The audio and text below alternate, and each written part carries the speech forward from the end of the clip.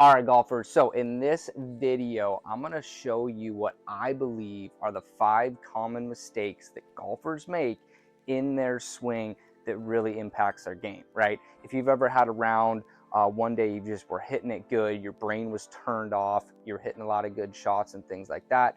And then the next day you fell apart, your swing was terrible, you're hitting slices, you were chunking it. Typically you are going to be doing one of these 5 mistakes. So guys, it's winter where I live.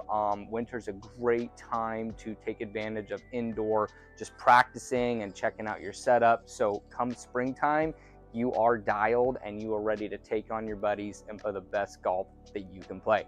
Let's go. So the first mistake, or the first thing that I want to cover, is grip. This is really, really important. I struggle with this. A lot of people like to have the grip almost like this in their palm, okay? You really need to try to have it more in your fingers, okay? What that does is it does a couple things.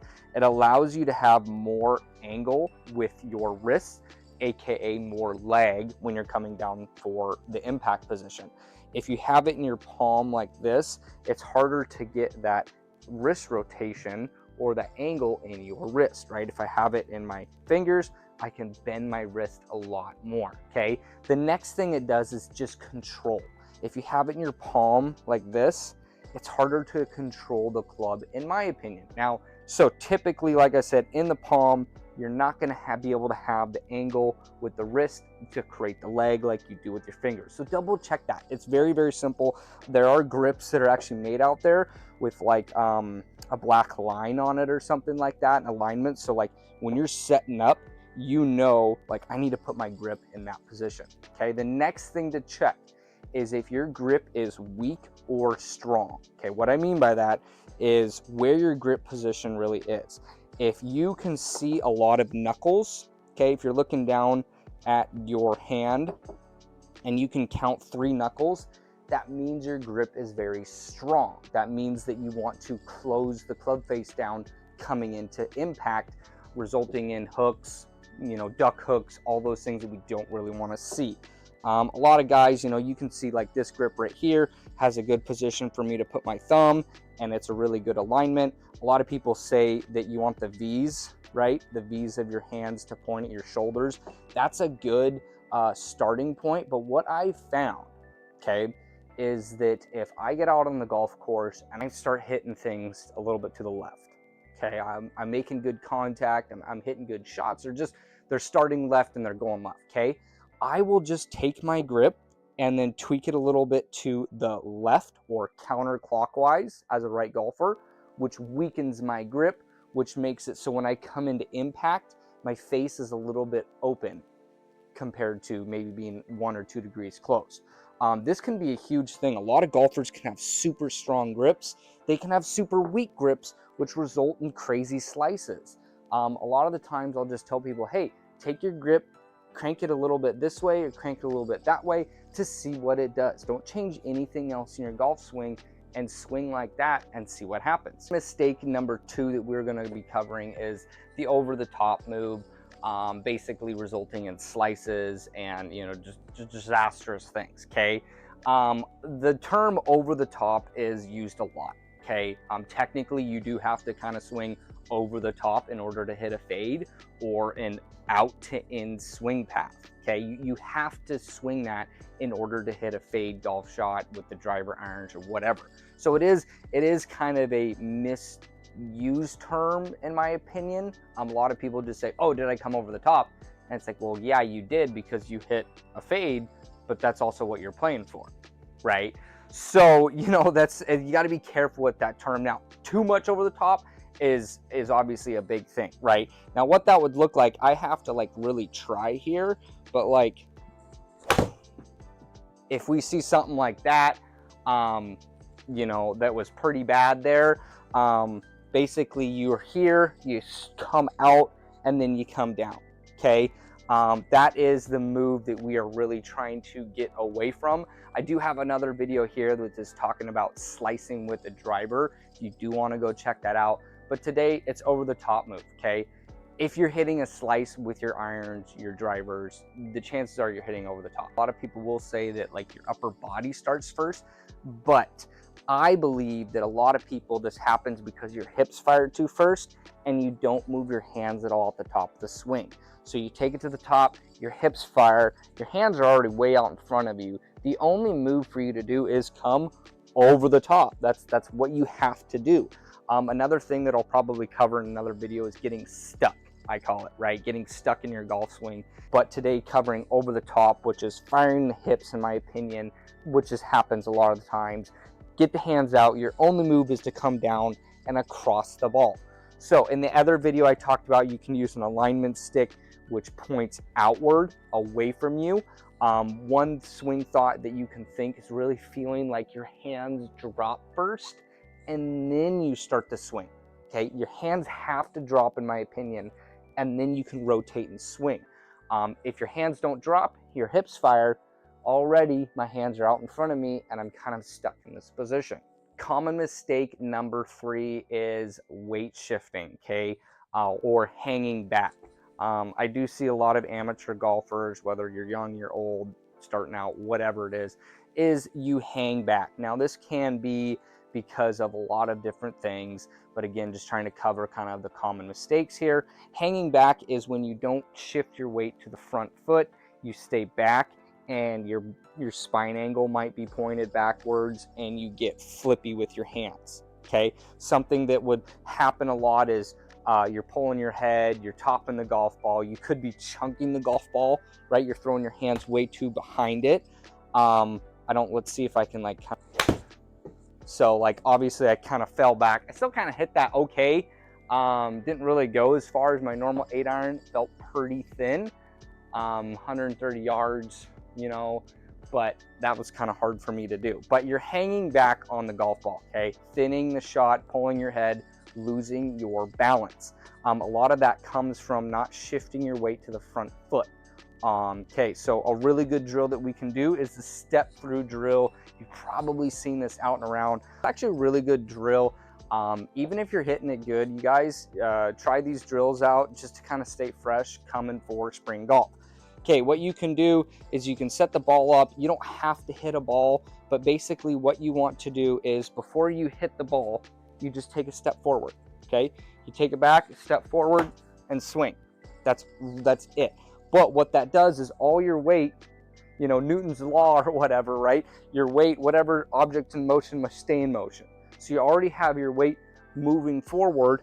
You want to come down and hit the ball, compress it. You can't go here and then go, or you can, it's just a lot harder to do that. So step through drill, weight transfer going to the front foot. You line up in the middle, right? But we take it back. Step behind the ball with your feet together, okay? Take it back, step. That felt like I had a lot of weight up front and I just kind of like swung through it. Now, that shot right there went 132 yards. Obviously, I pushed it. You know, I didn't hit it the greatest, but it went as far as when I tried to fall back on it, kind of flip my hands, but I felt like I barely even swung that thing. I felt like I really took like a half swing almost and compressed the ball and hit that really, really well. So that's mistake number 3 is falling back, kind of losing your balance, not transferring the weight to the front foot, okay? So mistake number 4, we're going to be talking about casting the club, okay? I do see golfers doing this. My mom does this. It's just, you know, it happens in the golf swing. I actually did do a swing review video of William on my channel. If you want to go check that out, should be over here. He kind of does that in the video, and we talked about some drills you can do. But in this video, I want to cover a specific drill and a swing thought, okay? So what that looks like is casting the club is you're at the top, you lose your angles, and you cast, okay? So I'll try to do it from this angle. Again, take your swing, you're casting the club, you are not keeping your angles and dropping it, okay? A lot of people just do that to try to feel like they're getting out and try to generate power. It could be a number of things. Okay, the swing thought that I want to try to get across today is feeling like your right elbow, for right-handed golfers, stays connected to your body more. Okay, you could kind of think that that right elbow goes to your right pocket and stays there. Okay, so we're here, we're swinging, right elbow tries to stay connected to the body or the pocket to swing through the golf ball. Okay, because if you're here and you push out, your right elbow, you break it, right, pretty much. It's not connected to your body, you're away from you, and you cast the golf club and you lose all your power, your energy, and things like that. The other thing you can do is you can grab a towel. Okay, I covered this in another video, the towel drill. This is really good for tempo, in my opinion, but it also could be used for this as well, keeping your body to your arms connected. Okay, when you swing the club, you have to swing without letting the towel drop out of your armpits. If I take it back and I cast, it kind of can still stay connected there, but it comes out of your right armpit. So it's just kind of a feeling of getting your upper body and your arms connected in order to not cast the club. Again, you can only take half swings. You can't go crazy here and take full swings, but that's really good because a lot of times people overswing. So use the towel drill, think the swing thought of keeping that right elbow into your pocket, into your right pocket or kind of your body and staying connected, or just keeping this angle, right? We're at the top, releasing it, you're casting, keeping that right elbow connected to your body longer, keeping that leg there. All right, so last but not least is mistake number 5. Okay, we're talking about tempo. If you have everything else synced up in your golf swing except your tempo, you're not going to have a consistent golf swing. A lot of people like to rush at the top and try to hit the golf ball, and it just doesn't work, okay? Even if you take your backswing, your takeaway too fast, just a lot of things can go wrong. I did actually create a video on tempo. If you want to go check that video out, it's on my channel. But today we're going to be really talking about the metronome. Okay, this metronome, you can use it on, you can get an app on your phone. If you have a real metronome in your house, use that. It's very, very good for testing out where you are in your swing. Okay, count 1, 2, 3. 1 for your takeaway, 2 for the top, 3 for your downswing, right? Your takeaway and your backswing will always be slower than your downswing. That's just how it works. There is a ratio for like a perfect tempo. I think it's like 3-to-1. So like your backswing, your takeaway should be 3 to your downswings 1, right? What that would look like, you just set up to a ball, you just count in your head 1, 2, 3, 1, 2, 3, 1, 2, 3. You can slow it down. If you're a very quick swinger of the golf club, slow it down. 1, 2, 3, 1, 2, 3, right? Set up. 1, 2, 3. Just nice and easy. Now that was pretty slow and working on it. Go to the driving range this winter. Go to some simulators. There's a lot of simulators out and about. You can put earpods in with your app, play at a simulator, have that metronome going 1, 2, 3, 1, 2, 3, and just start hitting shots. You can also do this inside.